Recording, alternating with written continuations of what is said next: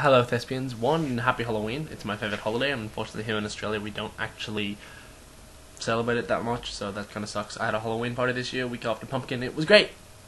And the other thing is that I just wanted to say, isn't it awesome? We've all made a video this week, and roughly on time.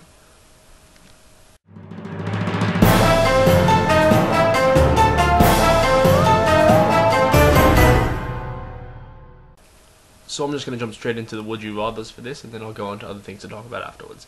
So, number one. Would you rather work on nothing but cats for... Sorry, I'll just stop there. The answer is always anything but work on cats. I will never... I don't care if I don't get to work on my favourite show ever. I'm never working on cats. Ever. Done. You know what, I'll go into the would you rathers later. Because just cats. God, I hate cats. It's just a terrible show. I'm just never gonna work... I feel you picked that question specifically for me, Kelly. Because it's just never gonna work on cats. Not gonna... The choice between never working on my favourite show ever and working on cats for 6 months. The answer is still, I'm never gonna work on cats. So, yeah.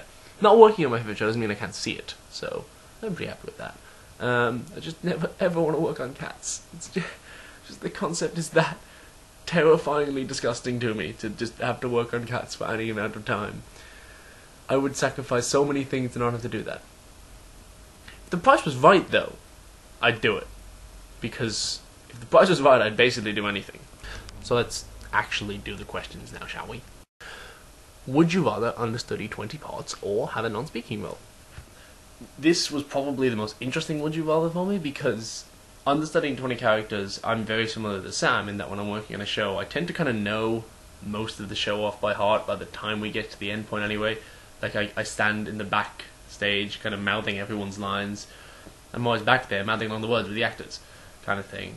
But I think I'd rather play a non-speaking character, because the majority of performances that I create and perform in recently are ensemble work or devised pieces, which tend to involve me not speaking anyway. It tends to be a lot of movement and physicality-based characters, so the idea of a non-speaking character isn't really a big deal for me because of the work I do and the work that I work on. So probably non-speaking character. Fur or scales?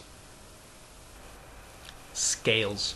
Because on any vaguely flat surface I could just kind of slide along.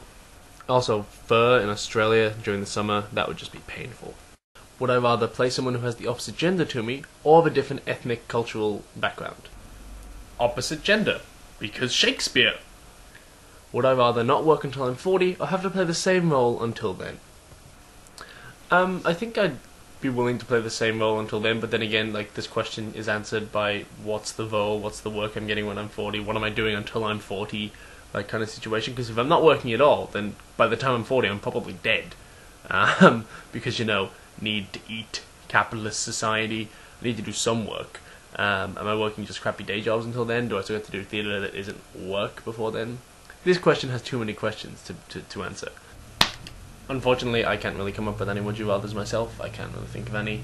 Sorry. So I'll just move on to the other thing I'm going to talk about today. So Kelly, very cleverly, realised that I posted a video about about a month ago, where I said that I might need your guys' help with a theatre project that I was working on.